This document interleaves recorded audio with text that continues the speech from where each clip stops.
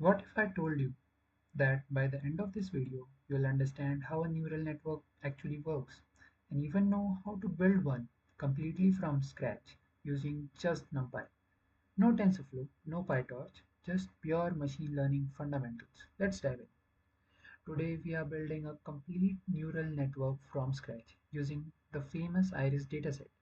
We'll load the data, pre-process it, create layers, implement activations, calculate loss, perform backpropagation, and train the model step by step. By the end, you'll understand what happens inside a neural network instead of treating it like a black box.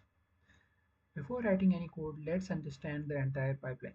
We'll start with raw data, then we'll encode labels, split the dataset, scale features, build dense layers, apply activation functions, generate probabilities, calculate loss, perform backpropagation, and finally train the network until it learns. Every machine learning model follows this basic flow. The iris dataset contains 150 flower samples belonging to three different species.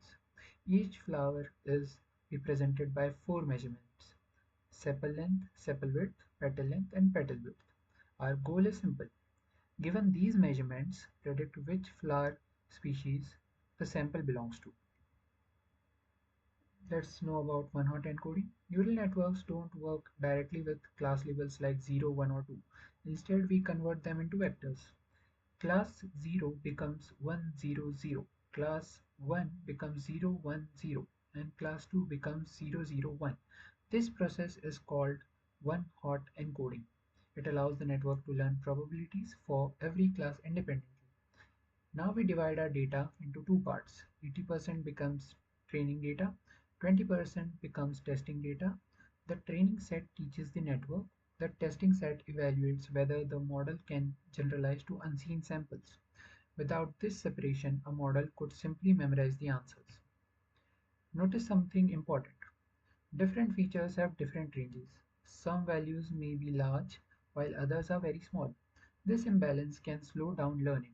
So we normalize the features using standard scaler. After scaling, every feature has roughly the same distribution, allowing gradients to flow more efficiently during training. Now we are entering the core of neural network. A dense layer performs a simple mathematical operation.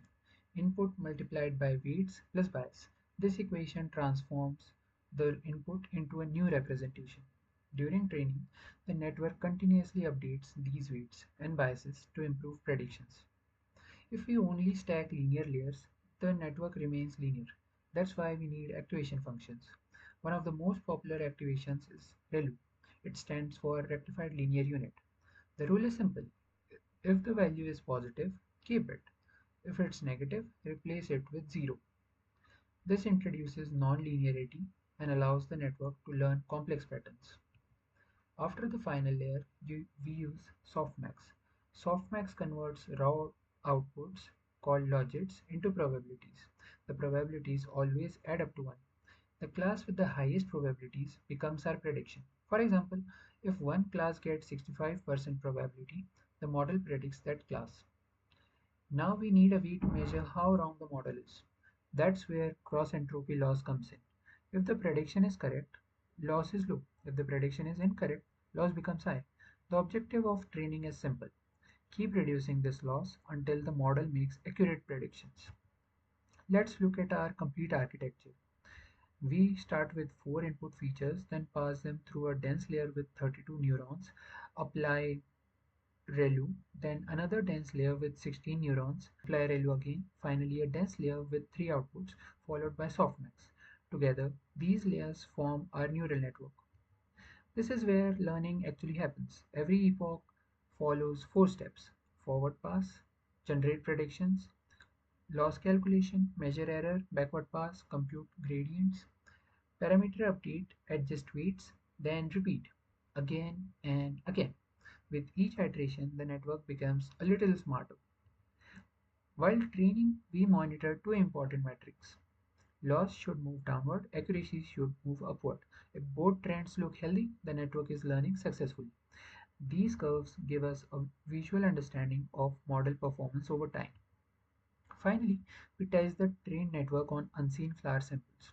The model outputs probabilities for all three species.